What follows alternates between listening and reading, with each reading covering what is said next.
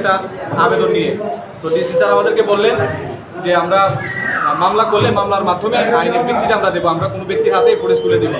তো আমরা ওনার সাথে কথা বলে আমরা যখন ডিসি অফিস থেকে বের হয়ে আসলাম, তো মাহাদির সামনের গেট দিয়ে বের হলো আর আমি ওইদিকে বের হলাম।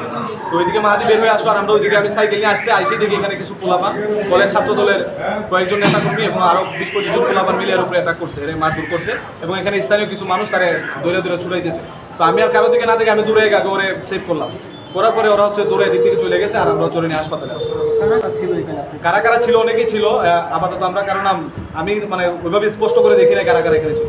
এখানে তার সাথে লোক ছিল, মাহাদি নিজেই ছিল, সে নিজেই বলবে কে কে ছিল। তখন আমরা মাহাদিকে নিয়ে বেরিয়ে চলে আসি যে আমরা ওকে নিয়ে আরেকটা বাসা আছে যেখানে সিসি ফুটেজটা পাওয়া যাবে।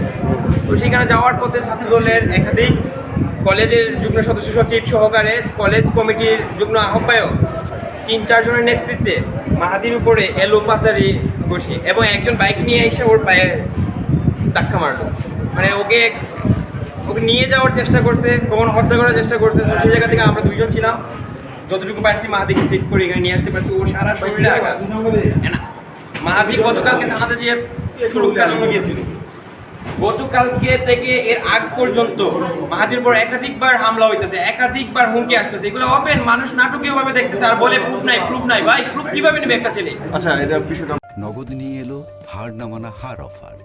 সর্বনিম্ন 10,000 টাকা রেমিটেন্স নগদে পাঠালে থাকছে স্বর্ণের হার জেতার সুযোগ।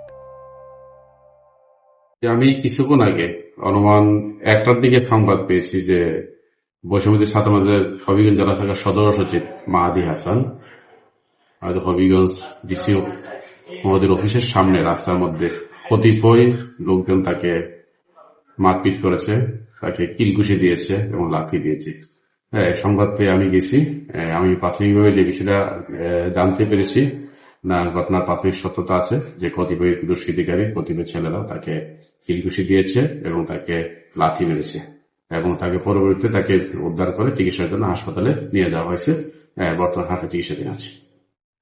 এই বিষয়ে আমি প্রয়োজন আইনের ব্যবস্থা গ্রহণ করবো, অধিকর সাপেক্ষে প্রয়োজন ব্যবস্থা গ্রহণ করবো এবং বিষয়টি আবার যাচাই বাছাই করে দেখা হচ্ছে প্রকৃত পরিদিক তারা। আমি যে একটা ফেসবুক লাইভে যে একটা ভিডিও দেখেছি, সে ভিডিওতে দেখেছি যে ভিডিওর সামনে পিছনে বা বামে ডানে এমন কাউকে আমরা দেখতে পাইনি যে ছাত্রদলের কোনো কর্মী ছিল।